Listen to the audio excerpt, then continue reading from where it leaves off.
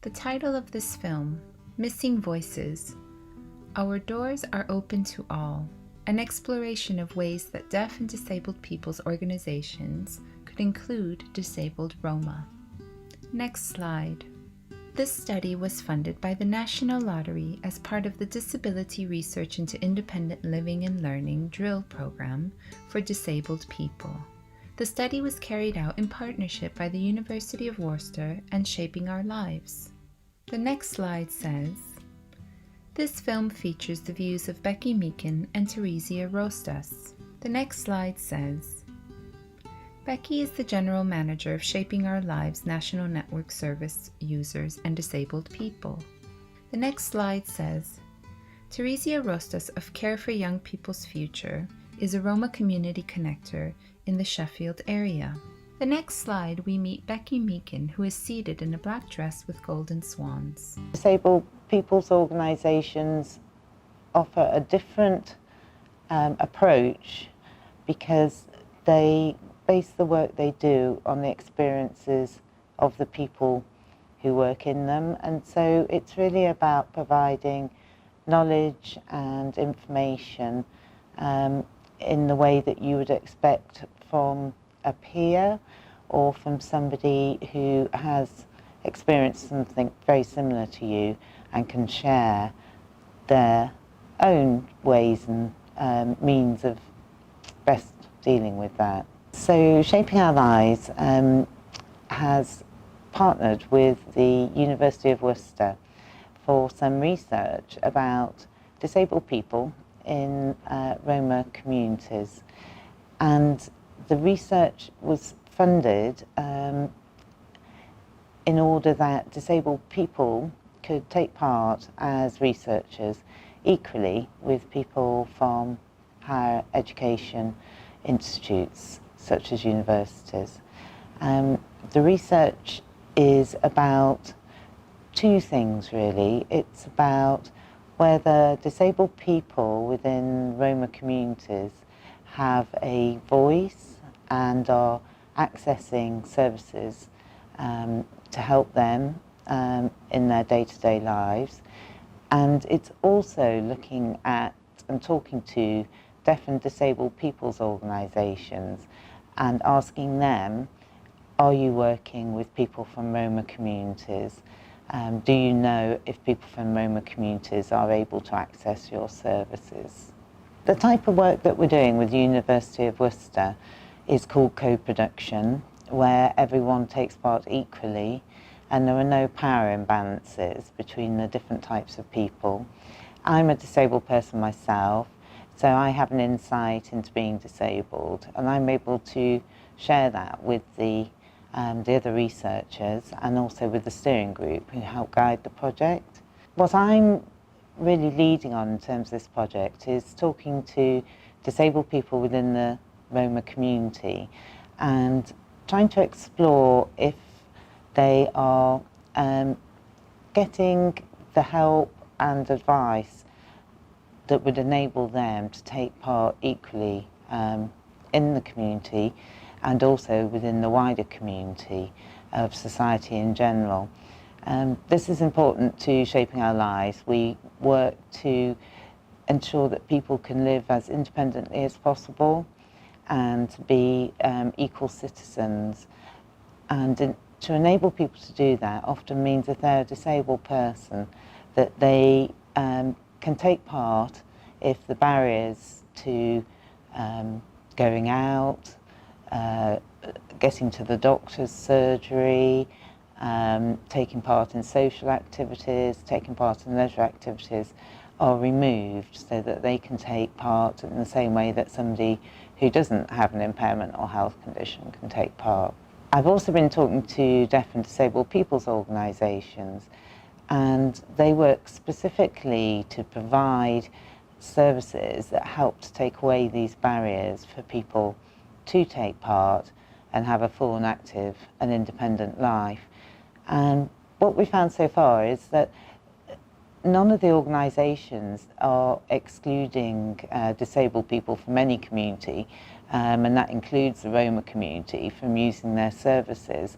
But perhaps what they haven't thought about is what additional barriers there might be for a disabled person from a diverse community. And those barriers may be around literacy, or they may be cultural barriers, or they may be the fear of attitudes and prejudices against them as a community.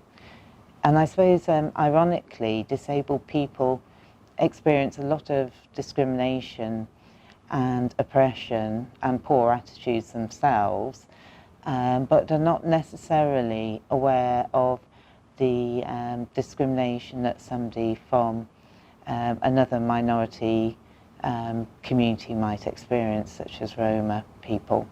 When I've spoken with people in communities, disabled people in communities, I'm very aware that there is a very strong cultural tendency to care and look after other people from those communities, which is a wonderful thing, because I don't feel that as a white English person that's necessarily strong in our community.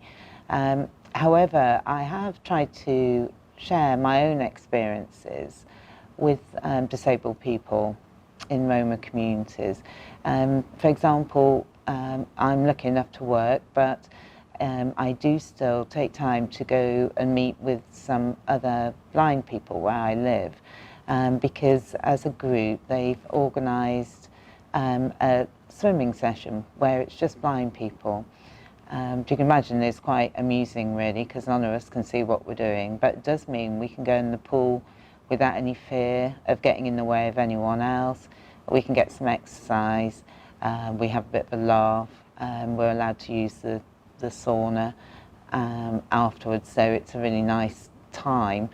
But most importantly, what I get from it is just chatting with people, is hearing about things that they've recently done and how they did it, or something they've discovered that's a new piece of equipment, or even something much more simple, which might be, how to safely make a cup of coffee without pouring boiling water over yourself.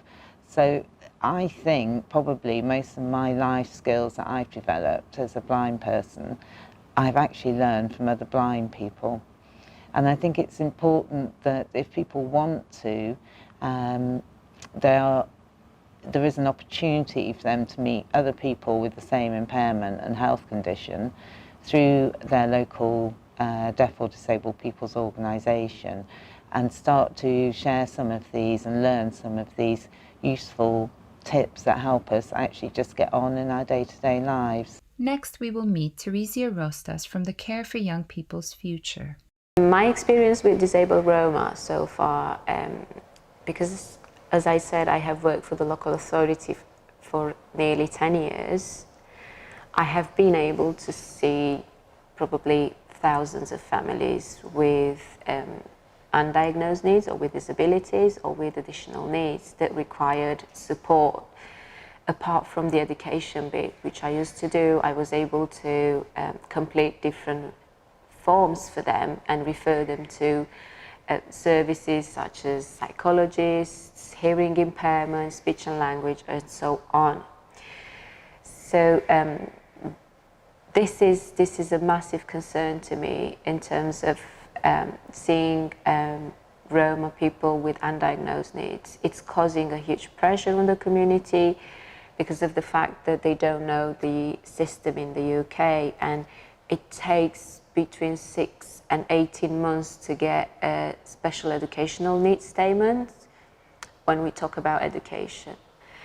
If you think about different, even more complex needs, which it wasn't in my role, like adult services and disabilities, that might take even more. So my advice for the Roma community would be to, obviously, as soon as they get into a city in England, to register to the doctor, register to a GP. If they've got any documents from their doctor from abroad, bring them over, present them to the doctor, they might translate them.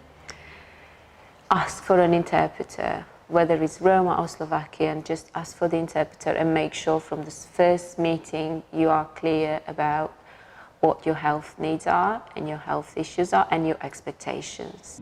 The next slide says, we will now present some slides with conclusions and recommendations from the research project. The next slide says, the project will make recommendations to deaf and disabled people's organizations and community connector organizations about how best to include, advocate for disabled members of their Roma populations, including making information available in accessible formats. The next slide says, there was a low level of interest shown in the Missing Voices project by deaf and disabled people's organizations, many of whom are struggling to survive in times of austerity.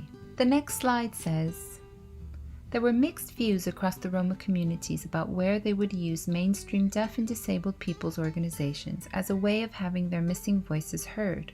Two groups said they would, whereas another group said they would only want their own organizations run by and for their own people.